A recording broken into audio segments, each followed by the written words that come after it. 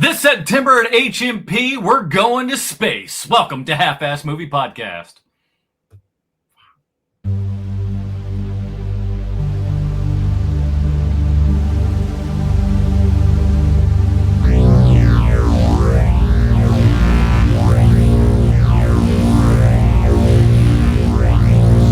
Welcome back, you dirty babies. It's time for another Half-Ass Movie Podcast, a show where we put together a half-ass theme as an excuse to watch movies. My name is Adam Portress, and welcome to Sean Love Spaceships Month. And finally joining us, it's its namesake, Sweet Sean's and Kovacs from the internet. Am I getting the face right?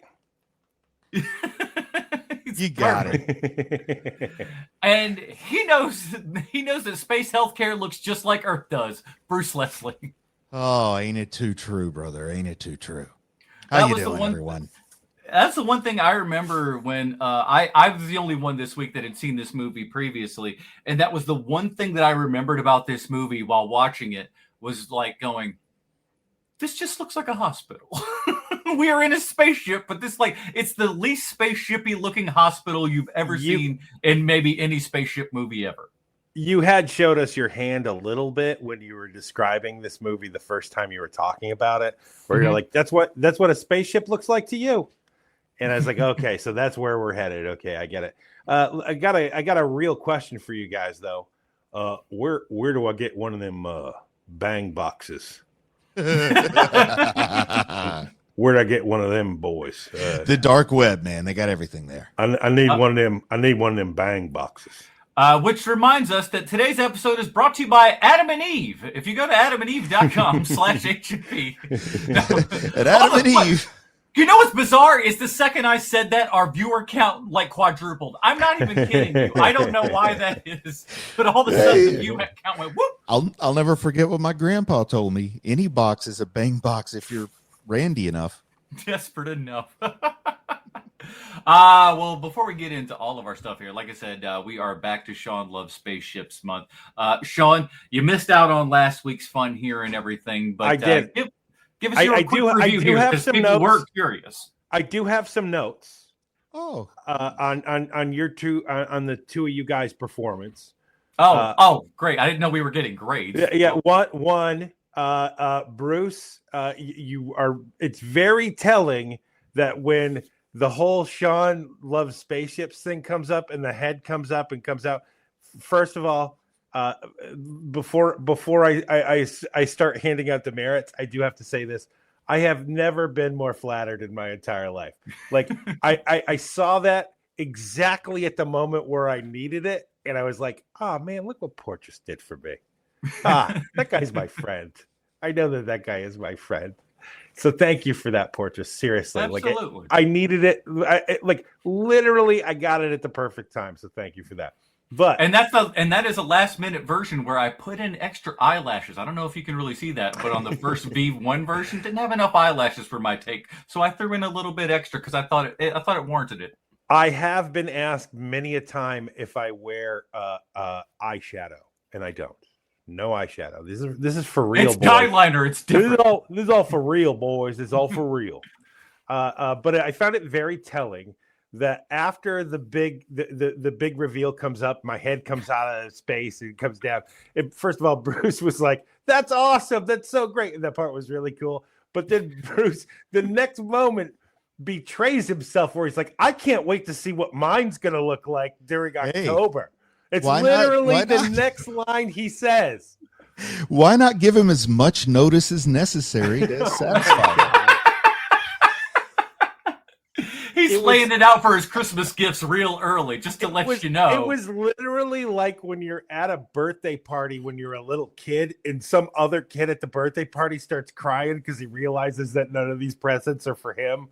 Like it was kind of like that a little bit. Oh, yeah. Okay, that is number one. Number two, listen, we've all been to conventions. Everybody who's watching this, everybody who's listening to this, everyone's been to a convention. And yes, you should tell a story or two. I stopped counting after 7 stories of you guys at different conventions. Maybe pull back on the convention stories a little bit next time. All right. Okay. Number 3, I thought that it was interesting that your take on Galaxy Quest, you two guys your big take on Galaxy Quest is, hey, this is pretty good.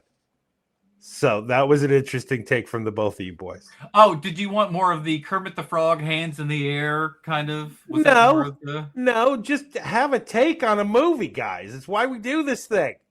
Okay. What harder takes? Not harder. Just have a take.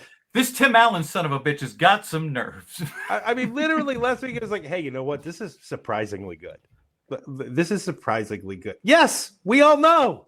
It's one of the best comedies ever made. That's fair. I should if I could go back in time, I would say it's kind of my big hot take is Enrico looks better with hair. That is a take. You know, that's a take. It's defined his entire career, the baldness and everything, and he's leaned into it quite well, and it's done good for him. But I'm not going to lie, a little more handsome with hair. Yeah, agreed. Now the voice obviously betrays everything, but what are you going to do? And you know, like it's kind of hard to believe that that's Veronica Mars' dad, because I watch Veronica Mars and he is like the most straight-laced dude in the world in that, and he's like always the voice of reason because there's so much like teenage angst on that show. And then he just shows up and he's like, "No, listen, I've taught you well." And it's like, wow, that's the same guy. Totally forgot he was in that. He's Veronica Mars' dad. Well, let's get, but before we get into everything, we're going to get into, today's movie is High Life from 2018. Like I'd said previously, I got into this movie in 2018 because the Charlotte Film Society was kind of in the middle of something. The Manor itself, which was their little 2-screen independent theater and everything, got shut down and everything. So that sucked. So they were looking for a home and nobody would house the Charlotte Film Society. So they ended up going to a art gallery and everything, setting up a giant projector and big sound system and everything. And for a good, I'd say 6 months, they would run movies out there 2-3 times a week and everything, and very well attended. So much so that even like on Valentine's Day, like that was well attended. It was like there was a lot of great stuff, and one of those movies was High Life. I didn't know too much about it outside of Robert Pattinson, so I was like, let's check this out. And when we were talking about Sean Love Spaceships Month and everything, I figured, hey, let's do this one because I know very few people that have seen this. I hardly remembered anything about it because, like I said, it was 2018. That's been some time now. Yeah. So I was like, and that was the one time that I had seen it was, kind of literally projected on a white wall and everything. So I was like, you know what? I'm probably going to hear a lot better sound and a lot better picture this time than I had previously. So that should be a good time. But I was going in essentially kind of blind to everything. But we'll so can I ask you something? And is it something where when you saw this, because the experience of that really kind of like cemented in your mind that like your enjoyment of this film, and has that changed since you watched it this week? It's different. I like I said, I barely remember anything that first time. I think I remember most of the first kind of half of the movie and everything, especially with the baby. I think post that it was a little bit cloudy for me. No, I was just like, I don't even think I remember the box. You know what I mean? Because you would think you would remember that quite. You talking about that their bang box? Yeah, the bang box there. You figure you would remember that vividly, but not nearly as much as I had remembered. I was just like, oh, and at the same time too, there was part of me, of course, while we're watching this, going like, oh, I made the fellas watch this, didn't I? Well, here we are. Well, it's funny, man, because like I remember you telling me how you first saw this movie, but I didn't remember it till like 3/4 of the way through the film, because when I'm watching it, I was literally like, this is the Frenchest sci-fi movie I've ever seen in my life. This is the most French sci-fi movie I've ever seen. And I was like, I know that Portress is French Canadian, but it doesn't make him tilt to more French fare. Like he like, I know that you don't besmirch a foreign film, nor should you. But like, I was like, does he lean towards French? And I had to like have that conversation with myself, because good Lord knows I had time to think. No, there's no like 400 blows or anything else like that. I think Truffaut's like wild overrated and things like that. So no, that's not normally my purview. Seeing that Portress, that's a take. Okay, keep going. No, that's all I had. Is like that's not normally no, that Well, again, this was just kind of like, to me, the idea of this and the reason why I kind of wanted to put it in was like, essentially what was is that this is a sci-fi movie that does not look like 99% of the sci-fi movies No. that you're going to see. It No. doesn't feel and act like most of any sci-fi movie that you've ever seen. There are a lot of different ways that you could go through and read this movie, but yeah, it's a slow ticking movie. It takes a long time to get to where it goes and everything. And like I said, I don't remember much of that. I do remember it taking a while in the theater. Now maybe it was certainly that coming back to us. We'll get into all of it, but yeah, I think that's ultimately it was just kind of it was out of the box as far as spaceship movies go. Mm-hmm. That's where I kind of wanted to lean in, because certainly this is nothing else even remotely close to what we'll be doing for the rest of the month. No, not even close. But that's kind of what, like, charm is the wrong word, but it's kind of what makes it stand out from the rest of what we're about to see and what you guys watched last week. Is that there's kind of a, to steal Bruce Leslie's line here. There is a can-do attitude about this movie that I found interesting. I think it's an interesting movie. I can totally see, and please, if you've never seen this movie and you're watching this, it's probably not for you. Like, this is not what that movie is. This movie, there is so much about this film that it just, like, it is on purpose to make you mad. A lot of things in this film. And that the director, I've never seen her anything else she's done. Have you? Have either of you? Not to my recollection, no. And so it made me at least want to watch another one of her films, because she seems like she's a provocateur, and I don't mean that in a sexual manner, even though, good Lord, there's plenty of that in this movie. But like, it feels like she's trying to get a reaction out of her audience, good, bad, or otherwise, as long as you're not walking out indifferent. And this isn't the kind of movie where you just forget everything. It's weird that you have, Portress, because like this movie is sort of seared into my brain with certain moments in this thing. Yeah, like, it was definitely more impactful now. Again, I also likened that that reasoning because of venue change and everything, for sure. Right. And the experience of watching this, if you're in the right setting and you're with a bunch of like-minded, art kids watching this movie, I could totally see where you'd be like, well, that was an interesting film. But when you're just watching something on your own and this is the movie, I could totally see where people are getting angry, because I've looked at the IMDb user reviews for this, and boy, this upsets some people, this movie. It is slower. It's very deliberate in its pace and everything, and it's quiet and soothing in a lot of ways. So you could easily fall asleep while watching this movie, because there are just nice kind of droning sort of sounds here and everything, as one might suspect in a spaceship and whatnot. A lot of like long time lapses with no dialogue or anything like that. So it's bound to happen. Yeah. What were you trying to say, Bruce? I was going to say it's, I don't know, it's kind of like a mixed bag. It's something you wouldn't want to watch while you were driving, because it might put you to sleep. However, it wouldn't distract you from the road either. Also true. I'm just going to go ahead and say my first take on this movie is that I'm not a fan of this type of movie.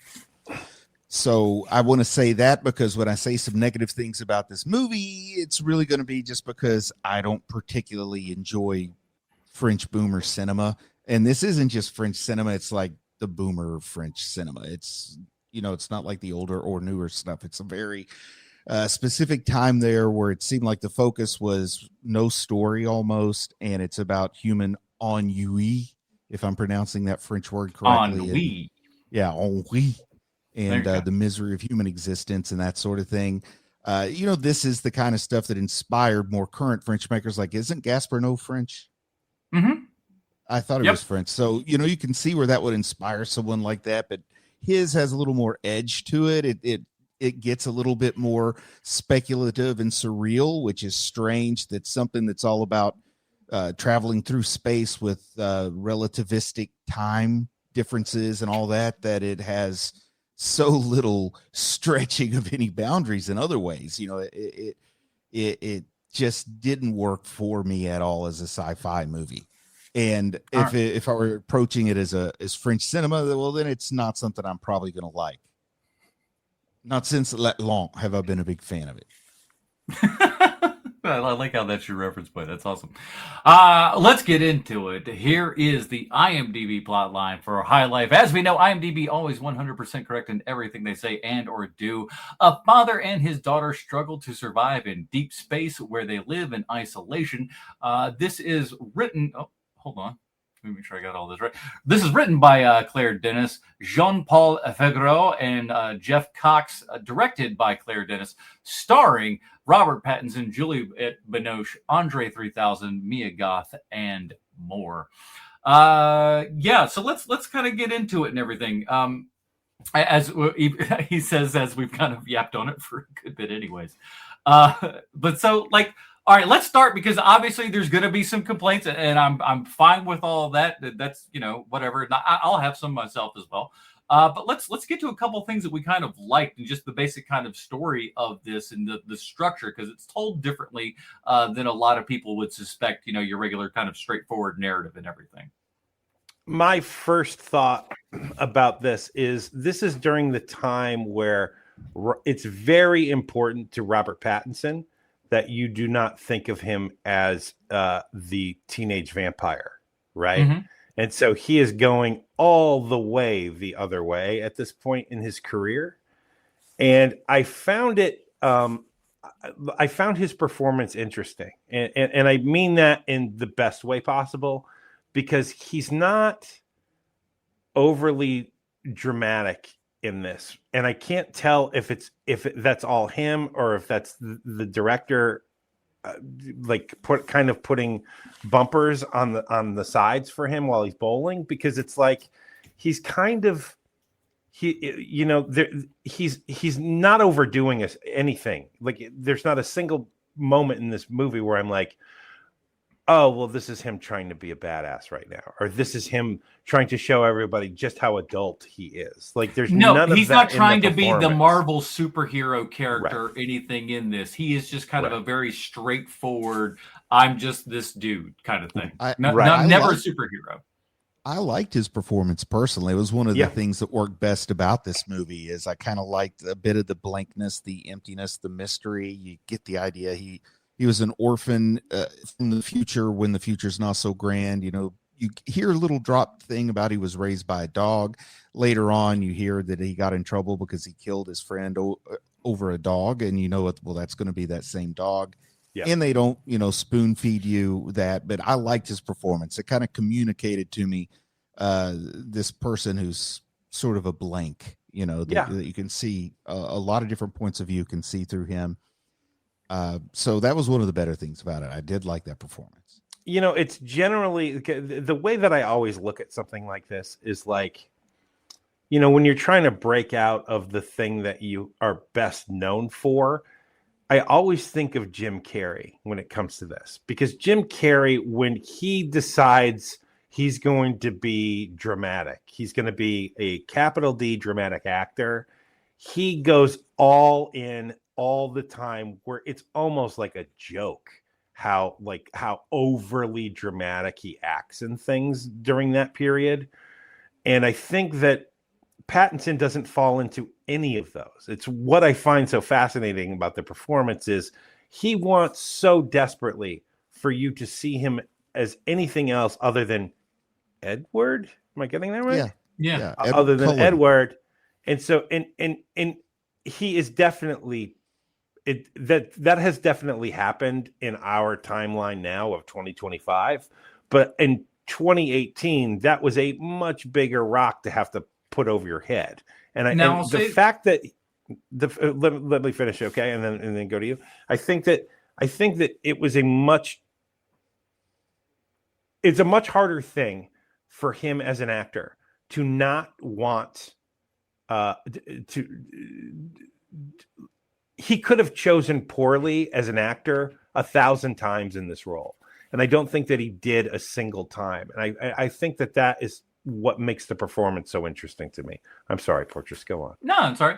I think that like this kind of started maybe at least one more year before this, because that's when he did Good Light or Good Times with the Safdie brothers and everything. Yeah. So like this is that era where, like you said, he is really kind of doubling down and just goes, I'm going to give you these interesting, subtle kind of, I almost call them it, like not in the same kind of vibe, but in just the seriousness of it all. Very De Niro-esque inside performances. Oh, interesting. Where he's just like, there's stuff that's going on behind the eyes all the time. You can see him thinking, but he doesn't look like he wants you to see him thinking. You know what I'm saying? If that makes sense. That's really good. Yeah, I agree with what Sean just said there, that I don't think I would have identified that on my own. But as soon as you started saying that, I said, oh, well, that's so obvious now. Yeah, I love that sort of model there, because I believe every word of that. That's what he's communicating to me that I like in his roles. Yeah. And he's doing it with so many things and stuff now. And that's what's kind of been great about him is like, even though, like, let's compare just another space movie and everything with Mickey 17, which is interesting, by the way. Check this out, right? Because the original title for Mickey 17 was Mickey 7, right, which was the comic or whatever that was based upon. No, there you go. But in this one, they have the 7 on their suits and everything. So I thought that was just kind of a fun little play. I know this. I know why everybody's got the 7 patch on their uniforms. It's because they are one of multiple ships that set out from Earth to be spacebound, and then each one of them has a different experiment that they're doing. And that's why when we go on to 9, it's all the dogs going insane and everything. It's like, what the hell was this experiment? We're putting dogs on the entire spaceship and sending them up there and go, yeah, it's dogs. That's what was one of the experiments, dogs. Okay. So, Sean, you know sometimes how I pull us way off topic and then I try to pull us back on track, even though I'm the one who derailed us in the first place. Yeah. I want to return to your original question that I didn't answer, and that's about the non-sequential storytelling here. And I'll just add my 2 cents on that is I generally don't have a lot against non-sequential storytelling, but for some reason here I was a little unsettled by not knowing what was then, what was now, what was yet to be, kind of thing. And that might have been the director being effective at wanting me to feel unsettled with it, but I found it a little uncomfortable, the non-sequential style here. I felt lost at times in a way that didn't make me curious, but almost made me like annoyed. And I think that's done purposefully. Like I was kind of talking about that at the beginning, that she's really just trying to get a rise out of people, it seems like. And I think that the other thing about this too is that I would be annoyed if I wasn't following it. Like if I had to follow along some sort of storyline, but because there is no storyline to follow, it's just all mood.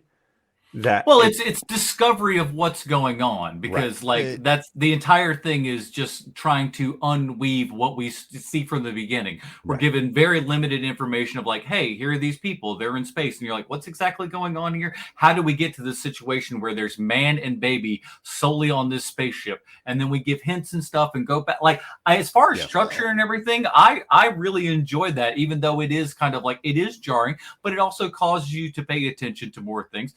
For example, one of the nice traits that you could always use there, Bruce, is his level of pie baldness, as it's actually called. We learned about this in school because some kid had it, right? So if you have like that little kind of gray spot right there or whatever kind of deal, it's called being pie bald. I don't know why that's the term, but that's what it is. But you see it kind of grow on him as the kind of age and everything. And while they don't age his face up too much, they definitely age the hair portion. So you can kind of figure out which timeline you're in by where that little spot is. I don't even think I noticed that. The lighting in this movie didn't do my contrast sensitivity any favors. So I mean, I know that it's well done lighting, but I just didn't. It was one of those that if you are watching it in a room that's not completely dark, it just turns your screen into a mirror sometimes. So I couldn't see some of the details. Say it's on me for my system, but it's still the experience I had. Full light control DTS 5.1, everybody. A little confession, I watched it while driving. That's how I know it's a good movie for that. Let me tell you, when that black hole stuff comes in, baby, But yeah, the lighting, I didn't catch on to that. But also, I just want to say, I think it's interesting that it starts out there's a man with a baby. Then later you catch on that he's a prisoner on some kind of prison ship. And I start to wonder, is he there because he killed that baby? No, someone else killed that baby and he got blamed for it. So I think there's a mystery to figure out. And I'm a little disappointed when the story is much less complex than that. Also, I was not familiar with Claire Denis. I didn't even know the director's name until it showed up on the credits. But I was thinking this is a interesting intellectual sci-fi movie. Maybe that baby is going to be something special. We did just see the First Steps Fantastic Four with Franklin Richards. A sci-fi movie starts with a baby. That baby's either going to be a monster, a savior, or which one, just depends on who raises it. Or maybe it's Anakin and we've got a big trilogy ahead of us. I don't know. But I was a little bit disappointed when the baby was kind of normal. Yeah, but here's the thing though, like to that degree though, they don't know that, like, they haven't had a successful, pregnancy or anything in space. That's yet to have been done at this point. So you don't know what this child is going to be. You also don't know how this child is going to, be brought up and act. And that's probably one of my biggest little contentions in here. Now, granted, we do see him being a good dad, so like that at least help you out a bit to where he's, because I've got, listen, I know people who are we'll just call them not the greatest of dads, and their child is older than this child and far less developed. So not all dads are built equal. So at least we see him being a good dad. I like that much. But we get to the point. Name names, Portress. Who are you talking about? I'm kidding. I was in a bookstore. I was in a bookstore yesterday where they had a hardcover children's book that said there are dads way worse than yours, and the cover was Darth slicing off Luke's hand. And I thought, man, I wish I'd bought this for my kids when they were younger, because it's just a bunch of pictures of dads that are worse than I am. So I liked it. Yeah, I like that aspect of the movie though. Go ahead. So there's a bunch of stuff happening in the background of this movie that because I was trying to figure out, okay, what is this movie about, right? And I could, this is one of the first times in a long time that I've watched something and I don't know what the people are trying to tell me. Mm-hmm. And it was weird because I'm pretty good at picking up subtext from movies, that sort of thing. And this is the first time in a long time where I don't know what they're trying to say to me. And so I looked it up because I wanted to see what Claire Denis was trying to say. And she says, what I'm trying to say is that everyone is awful. People are awful. Even in the future, people are awful. And I'm like, well, that's not much of a statement. I mean, if that's what you're trying to get across in your sci-fi movie, okay. Here's what I took from it, basically along that vein, if you don't mind if I share here. Please. But there's sort of the back of the envelope, the cocktail napkin sketch. Like if you've only got a tiny bit of space to explain to people sort of genre tropes and speculative fiction in particular, like what's the difference between fantasy and sci-fi, because so much of it can overlap. Mm-hmm. Fantasy says that humans are awful and you've got to overcome that by being special. Sci-fi says that humanity or groups as a whole solve problems, and basically as a result, sci-fi tends to be more positive themed, fantasy tends to be more dark themed. And I think she set out to show no, technology and knowledge will never help us outgrow the animals that we are at our core, because in the future, this doesn't look any better than the present, because nothing made by something that at its root is a base creature can ever improve that base creature. That's what I think she was saying to us. That was just what I took away. And you're right. I mean, that is what she's trying to say in this film, for sure. You're exactly right. But I thought there was more to it than that. And the reason being is because, like, deep in the background, I was like, I was like, I don't think anyone is alive back on Earth, right? And they kind of hint at it the whole time in the movie. right? Well, here's part of the problem with that is that like, and they kind of explain it in the movie, but they don't make it wildly clear. But obviously, they are going through they're getting to the speed of light. So Right. they're traveling at such a pace and everything. By the time that they are where they are, it's just like Inception, where that super amount of time has passed back there. Yeah. Right. So any of their like communications and stuff, number one, it's going to take forever to get there. Number two, if they ever got it. Three, if they ever sent anything back, it would be impossible for us to get it. So all intents and purposes, we are floating out here in space. Yeah. Yeah. Totally agree with that about the relativistic passage of time, where it's relative to how fast you're moving, and that's why there's that difference. But I kind of picked up on something when they showed I called it a non sequitur because it doesn't fit in anywhere other than I think it's a flashback, but it could be going on at the same time, just in a different place. But there's that Indian professor on the train who says there are still leopards on the street where I live. First off, I wondered where he lived because I know there aren't any leopards in India, but that's not my point here. But I think he was trying to say, let that go. He cannot let that go. Hey, it's my brand now. But anyway, what he's saying is, yes, we're screwed, but we're probably 100 years away from it being that bad. But we're sending these people out because we know it's going to take so much time to get that data back that when we finally are screwed. So I get the idea that maybe they're sort of sending mixed messages to the people they're sending out. But the idea is they're not going to do anything to help us. But by the time our grandkids are inheriting our money, they'll buy their starships and go away. But they want to make sure that, they're doing all the necessary tests. I'll be right back, boys. Can't.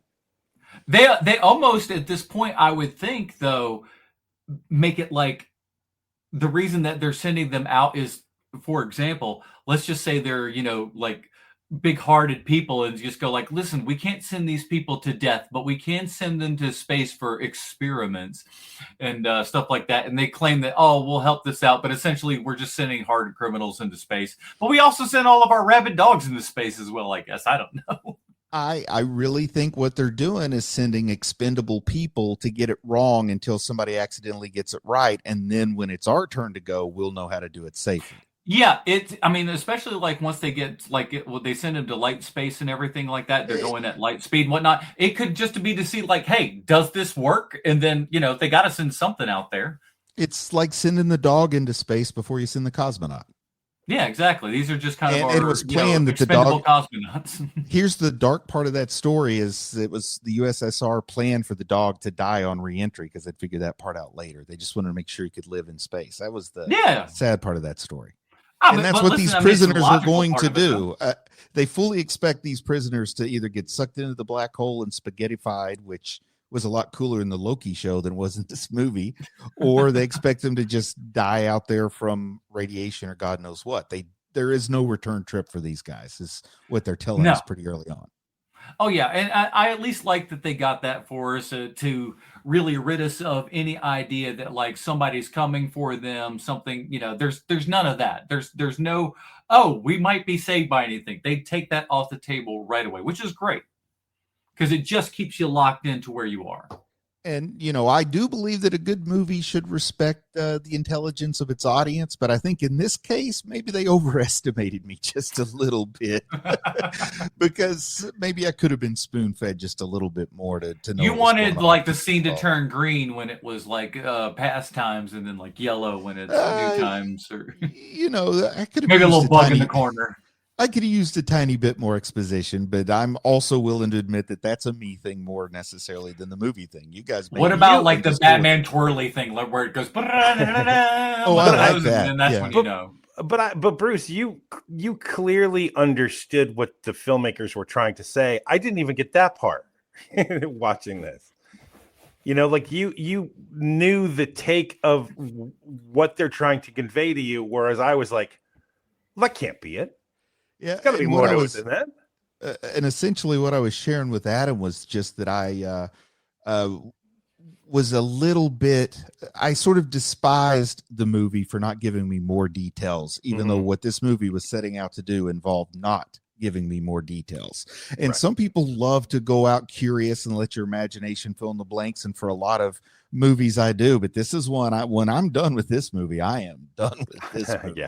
I'm not filling in any blanks. So I kind of wanted some more details, or I wanted a reveal of something or a twist of some sort, and just not having that left me feeling as empty as Robert Pattinson's expression at the end of the film. Robert Pattinson was dead all along. That's what Bruce wants. Well, I mean, only a French person would say, I love sci-fi films, but the problem is there's not enough human fluid. Yeah, and more fluid, please. We're gonna need a lot more human fluid.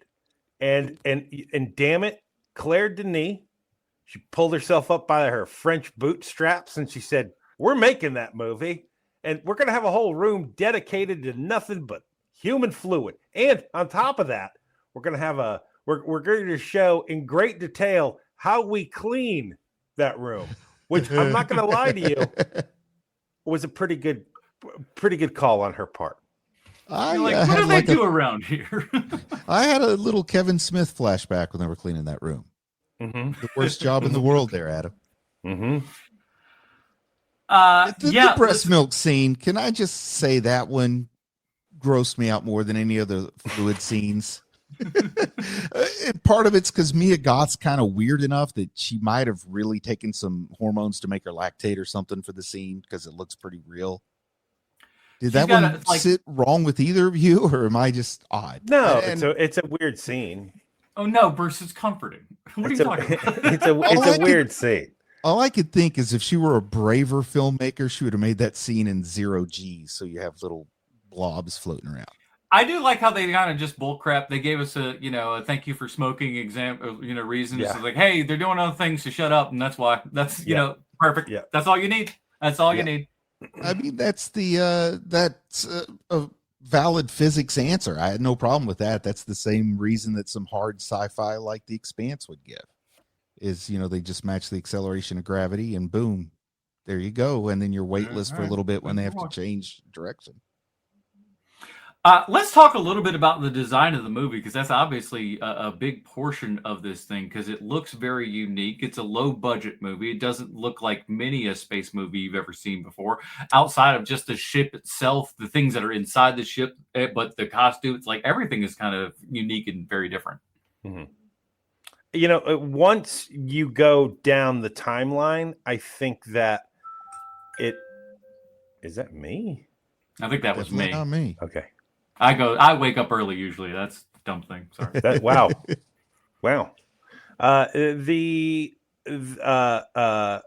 When you're down the timeline a bit, when they've been in the ship for a long time, it does lend itself to some pretty great production design by the end, and especially with not just production design, but the costuming as well.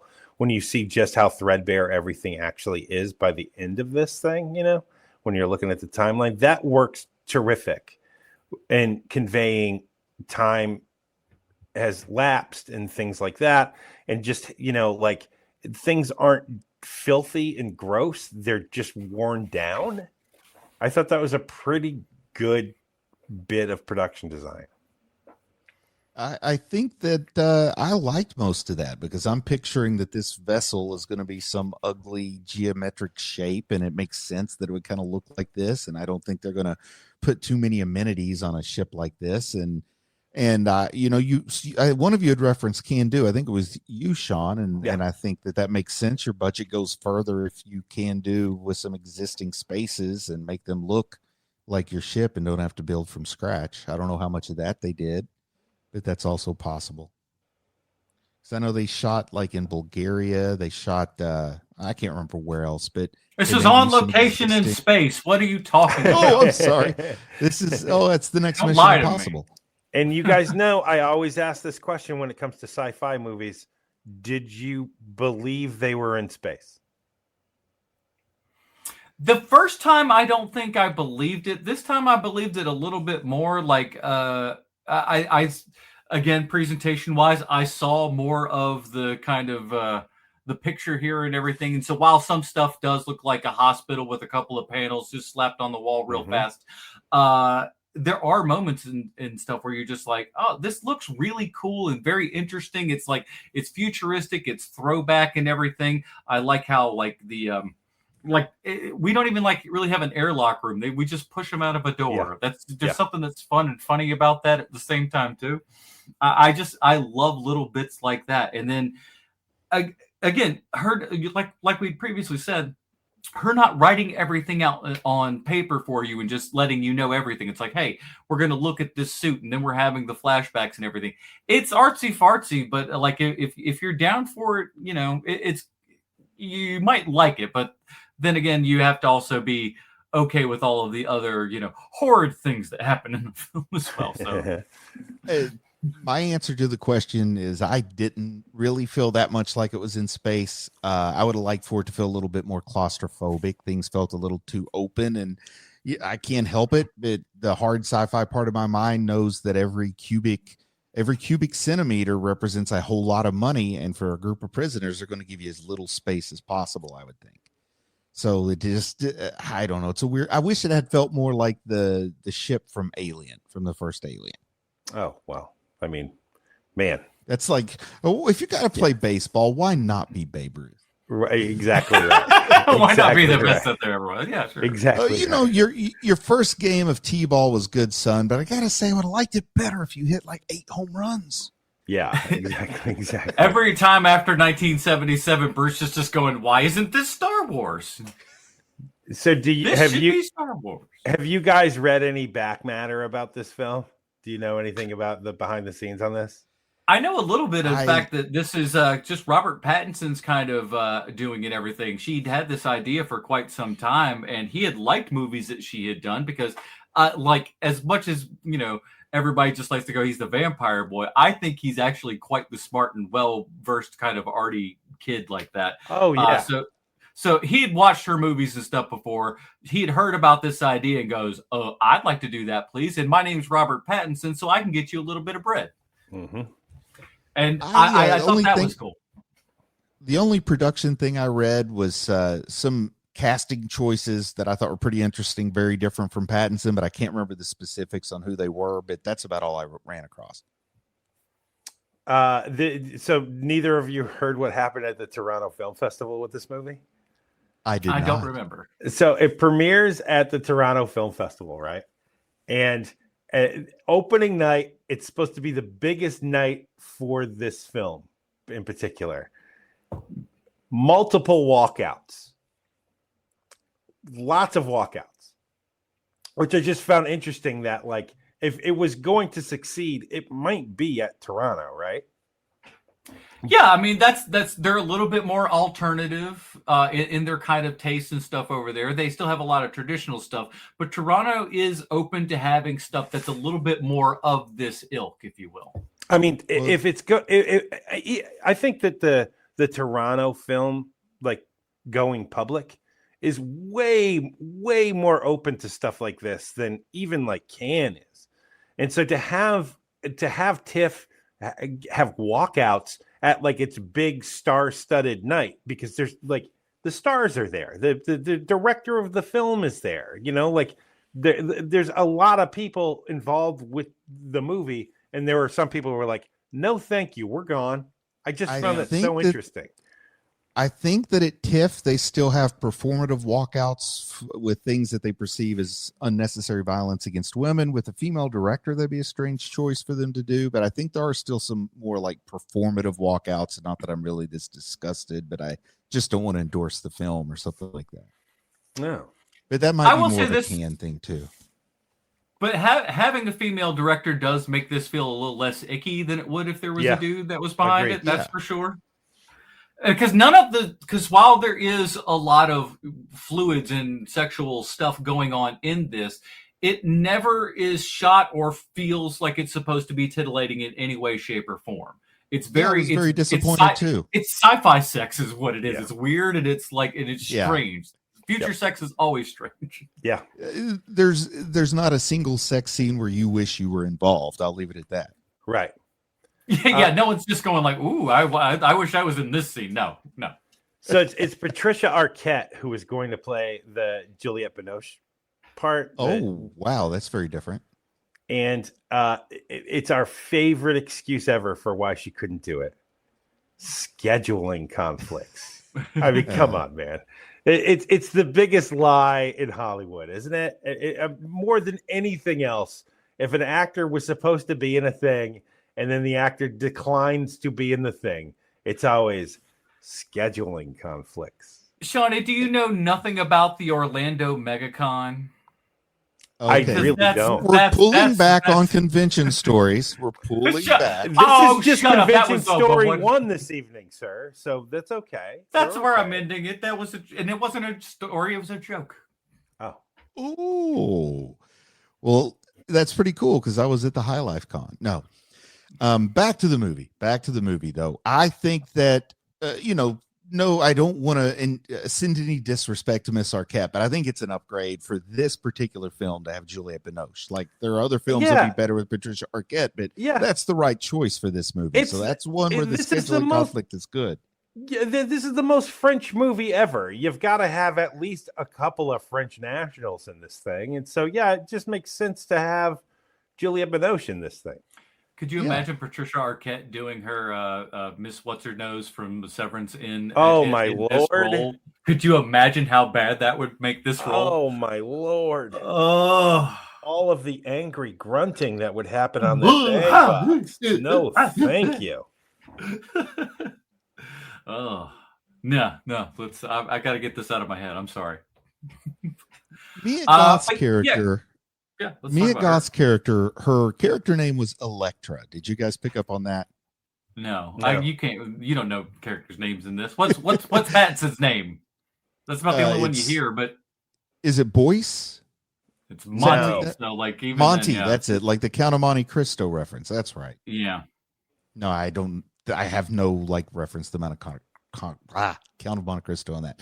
But Electra, I do. Her character name was Electra. Her name's Boyce. Boyce. Yeah, she's Boyce. Okay, I got confused then.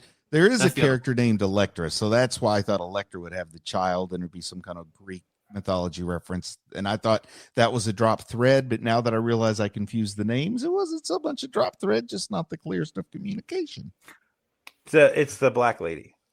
Yeah. Okay. Well, so Mia Goth had she was just kind of starting to kind of crest here and everything at this point. She'd done enough good stuff, obviously, previously to this, because she did what you call it, the Cure for Wellness.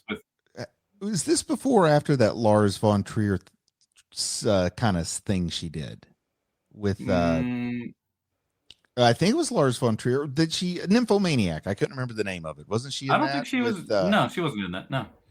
Well, what did her and Shia? I thought her and Shia LaBeouf were in that. I must have the wrong movie. No, you got the wrong one. She was in the Suspiria remake, which I actually thought was pretty awesome. Like that's just you want to talk about a good theater movie right there, booming soundtrack and everything. Lord have mercy, that was good.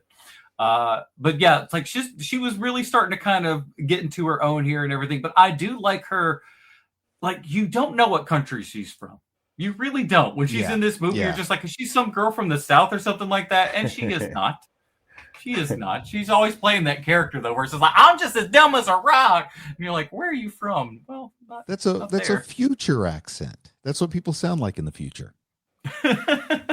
I just want future people with no eyebrows. That's where I always think it goes. Between Mia Goth and Whoopi Goldberg, future, take your eyebrows out of the equation, boys. You don't need them. And me, I'm already halfway there, so you know how it is. I was going to say, it's the future. This is all good for me. It's just natural human evolution. Less eyebrows means more beautiful face to enjoy for you, Adam. Oh, that's how I'm going to look at that one. I'm taking that and putting that one in my pocket for later. So let me ask you, gentlemen, this as two fathers and everything, how did you kind of see the child relationship and all that kind of stuff going on? Because I thought it interesting. It seemed pretty superficial to me. I don't know. How did you feel, Sean? It's left unanswered whether or not there is sexual activity happening between the two of them at the end of the film. Right. And even the director herself kind of has implied that, you know, that might be a possibility. I don't think that she's ever said anything, but she just goes like, hey, these things happen. And I'm just like, that sounds like Frenchie. That never crossed my mind. Was that supposed to cross my mind? Yes, it is. Yeah.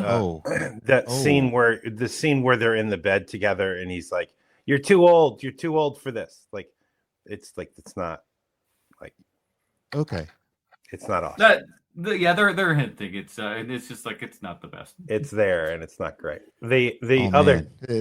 It's like the European cut of the Professionals also got that gross ending, right? Well, again, it's like it's there. I don't know I haven't seen that one in a while, so I can't say that one. Because I think in the American release, that one doesn't really have an equivocal ending, but in the European release, it's left open-ended as to whether that relationship with the old man, what's his name, was more to it than meets the eye kind of thing. The cut I saw, they opened up at McDonald's together. Is that different? Hey. The other part too we're forgetting about him being a good father is that all of the work he's put in is completely betrayed by the fact that he's like, okay, so I'm going to make sure that she gets killed and then I'm going to kill myself. Like there's that whole moment, and it's sort of close to the beginning of the reveal that there's a baby there, right? It's pretty early on. It's after he tosses out all the other bodies into the deep vacuum of space. Then he has, that moment where he's speaking to himself. And by the way, as a mumbler, Robert Pattinson's mumbling very clear. Because he does mumble a lot in a lot of different roles. You can always tell what that old Robert Pattinson's saying when he's mumbling, and I appreciate that. You know how like Eddie Murphy, Will Smith bring their own writers to projects? Well, Pattinson brings his own sound engineer so he can capture those mumbles. He's got a mumble phone. Listen, he also, and I don't know from nothing, but he might just really also be very good at ADR as well. Some people suck at it. He may be really good at filling in those blanks and stuff and making them sound real good. Let me ask you something. You think they're doing a ton of ADR? You think they're doing a ton of ADR on this thing? Maybe not a ton. I don't. I think there's very little ADR. I think they got a day in the studio for this thing. Swipe it through real fast now. They're probably not. Like they're like, listen, we got one pass on the special effects and we're good. Okay, we're sending them out the door. Right. Yeah, that's what hyperspace looks like. Shut your mouth. What was the budget on this? Do either of you guys know? I can't imagine it was a lot since it had to get distribution via the festival circuit. About $176 million. Whoa! It all went to the creation of the Bang Box. It says $8 million, but that's European dollars, so euros. 8 million euros. That's them that's funny about money. what I don't imagined. know. We'll call it if it was 8 million euros, that's close enough to $8 million. So that's about what I expected on this. Let's call it 8 to 10. That's what it feels like. 8 to 10. That's about what I expected on this. So I think she did a great job with that. Made it look good. I mean, I think she did a great job managing her money, not necessarily making me happy, but those are two different tasks. Just ask his wife. All right, let's get to our final reviews here and everything. Bruce, what's your final star rating for High Life? This isn't what I really want out of a sci-fi movie. Not necessarily what I want out of a movie in general. For me, it was kind of boring, and on top of that, a little unpleasant. So this is a 2-star movie. It's well put together. It's just not for me. Fair enough. Sean. We didn't even talk about the fact that Andre 3000 is in this movie. And, and it's that moment because you see his name come up at the beginning of the movie, while they're rolling credits. And you totally forget about it because this movie has a way of dulling you as you're watching it. And so when he shows up and you hear his voice first and he's like, hey, I'm out here in the greenhouse, the way he speaks in that really slow, like Savannah drawl that he has. Mm-hmm. And it makes a weird film even more uncanny that he's in it. And it was the moment where I realized that that Claire Denis is trying to make us off, like put us off guard, like trying to get us off a pace, if you will, of watching a film. You're not used to films that look like this, that are made like this, and it happens the second that Andre 3000 shows up. It was like, is that Andre 3000? Oh, right, he is in this. You know, it was one of those things. Mm-hmm. I don't like this film. I think it's an interesting film. But I would never recommend it to literally anyone. I can't think of anyone where I'm like, you know what, this is the perfect movie for you. I think it's interesting though, so I'm going to give it 2.5 stars, just because I think it's something where like it's fun to talk about with your buddies, but it's not fun to watch. 2.5 stars. Yeah, I think I agree with that. It's funny. The director said that the reason that she wanted Andre 3000 in this movie was because she saw him as Jimi Hendrix. And I was like, she was the only person to see that movie. Because she was the only one who cared enough to watch it. I don't think I'm even aware of that movie. Well, here's why you aren't, Bruce. Jimi Hendrix songs ain't in him. Right. So if you go to see a Jimi Hendrix song, don't you want to hear some Jimi Hendrix music? I know I do. You know that whole running gag in 30 Rock where Jenna is going to be playing Janis Joplin, but they can't get any of the rights to the Janis Joplin music, and then it comes out later that they couldn't even get the rights to her name, and so she's got to play somebody that is a lot like her. And man, it just gets further and further down the rabbit hole. That's literally what that Jimi Hendrix movie was like. I'm just doing a thing. It's Janet Dunlop.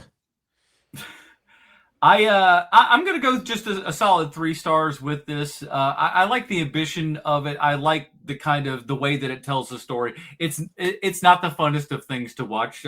People getting sexually assaulted, physically assaulted, a whole bunch of fluids just going everywhere. So many more fluids than you think. We've been mentioning fluids a lot on this episode. There's a lot of fluid. It's way more than you even think, and you probably already think there's a lot. I think we can just say there's too many. You know what, Bruce Leslie, I'm going to join that ship. Yes, too many fluids. I will say this though, in comparison, I'll be able to dial you back a little bit. It's not the amount of fluids that you'll see in Brain Dead, Dead Alive. It's not that much fluid, so at least you got that going for you. Now, granted, that's a little over the top, but comparatively, not that bad. 3 stars to that one film. Yes. Outside of that, yeah, you're probably if you can only watch one movie with too many fluids in it, don't let it be High Life. Yeah. Yeah. If you're saving up, don't make it High Life. Matt in the chat says we should have done silent running instead. Well, that is it, everybody. We got another one down here at Sean Love Spaceships Month, but I tell you what, it doesn't stop there, because here's what we're doing. We're going to go the opposite side of the spectrum. We are taking the pendulum and we are swinging it all the way over to the other end. This movie was all about weird space sex fluid stuff. This one's all about Muppets into space. Muppets from space, ladies and gentlemen. We are watching this next week. So we are going from the R-rated movie in the world to this has got to be G, right? It has to be. It is. I hope Jonzo didn't put one shit in there just for fun, you know? I feel like one of those old Scandinavian men that sits in the sauna, then jumps in the ice water, then sits in the sauna, then jumps in the ice water, going Galaxy Quest, High Life, back to Muppets in space. Is that what keeps me young? I'll go for it. We're on the toes. This is one of the best, like, when you're rounding out a show, right? Like, one of the things that people don't realize when you're making like a sketch comedy show or something like that is that you've got to kind of like space out what the sketches are, right? Yeah. And this month in particular, Portress has that feeling to it where it's like, okay, we know that Galaxy Quest is going to be like something to whet the appetite, right? Then you're going to go into High Life. No one's going to be happy. Everyone's miserable. Let's set everything on fire. Don't watch this movie if you're suicidal, by the way. That is for damn sure. No, yeah. If you're lonely and sad and like no one else is around or anything else like that, this movie's not going to put you in that mood. Then you follow that up with Muppets from Space. Which, come on. I mean, talk about some counter programming. Yeah. That's how you do it right there, kids. That's how you do it. Just lovely, lovely, lovely. I'm looking forward to seeing Muppets from Space next week. I can't remember if I've seen it or not. Is that a good sign? Probably not. Matt in the chat says, haven't seen Muppet from Space since it came out. I didn't care for it that much. I didn't care for Pepe the King Prawn at the time. I'm here to tell you right now, Pepe, one of my favorite new characters. I love that guy. I love the bear. He's always a little sexual. I don't support the monarchy, so any king is no cool with me. I think that the best new Muppet is that bear. That's like, oh yeah, like he's kind of like a sweet face. He talks. He speaks. He has full range of vocabulary, but he's understated in everything he does. Is the best way I can describe it. He's usually wearing a suit for some reason, and he's always like, "Oh, I didn't care for that too much." Like I that's don't think I know that character. I got to look him up for next week. Love him. Man, I'm behind the Muppet Times. Wait a minute. Give me 1 second here. There's because I'll put this on the screen. Nice. We've got several different kinds of Muppets here. Hold on. Oh, apparently spyware. I don't know. This guy. No, wait, that's Baby Bear from Sesame Street. I just pulled up Bear. Is it Bobo? Bobo's a good one. I can't see because everything's so small. Wow, there goes my accent. Yeah, that's him. Yeah, I like this guy. Yep. That's a good one. Yep. The police bear? He's not always a policeman. I like the puppet design. I think he looks cool. He's an actor, Bruce. He's an actor. He's a very good actor. He doesn't just play cops. He also plays businessmen, and he's always understated. And he always says stuff like, "Huh, didn't see that coming." Like stuff like that. He's just the best. He's the best. I like that guy then. Me too. Go check him out. What's his name? Portress? What's his name? It is Bobo. Bobo. Nice. Yeah, Bobo is the bear. That's bear about name. As generic as you get there, but it's a good bear name though. Bobo. Come on, it's good. Alrighty, this will do it for this show. Bruce, promo some stuff here. What do you got for us? Hey, it's September. Why don't you go check out Werewolf Fighter? Werewolf Fighter on YouTube. You just look for Bruce Leslie, Werewolf Fighter. Look for Werewolf Fighter, Anime Dad. There's so many ways to find it. But Werewolf Fighter, it's that time of year, and it has a very small Robert Pattinson cameo in it. So go watch it, and then tell me in the comments if you spot the very tiny, quick Robert Pattinson cameo. Robert Pattinson is about to get litigious, I'm thinking. Sean? I am starting a new podcast where every day I watch High Life, and then I record my reaction day after day for 365 days. If I survive. It's called Sean Ain't Suicidal, and we'll see. We'll see over there. It's on face. So go see that. It's only available on Stitcher. That's yes. Nowhere else, just Stitcher. Yes. Is Stitcher still a thing? I don't know. I'm bringing it back. It's kind of like the Howard Stern thing with XM Radio. It's the only reason why it's still around, and the only reason why Stitcher is still around, so everybody could see Sean Ain't Suicidal every day. Is the theme kind of like the MASH theme? Sean ain't suicidal. That is exactly. You can't keep stealing ideas, Portress. I can and I will, and I'll take every single one of them every time. I'm calling my attorney. Hello? Why don't you check out our YouTube page, everybody? We got a lot of stuff going on there. I just dropped my subwoofer history video. Very, very fun. I have my final review for the SVS 5000 Revolution coming up very soon, and there will be even more home theater stuff coming down the line very, very soon. I don't want to spoil too much of it very soon, but they're going to see so much more of that space. We are in subscriber September here, everybody, so help us do that. Almost 200 subscribers like in the past week and everything. We're rocking and rolling, baby, so we appreciate all of that. Like and subscribe, do all of those. Almost what? 200 subscribers? Yeah, in 1 week. Oh, wow. That's a big deal. Yeah, we're you, rocking everyone. and rolling, man. We're doing some good stuff over here. So do That's all those cool. like, comments, subscribes, babies. We love you so much. Join us next week, everybody, when we're talking Muppets in Space. For Sweet Sean's and comebacks from the internet, Bruce Leslie, I'm Adam Portress, reminding you to go out and watch the movies and go to space. Yeah, baby.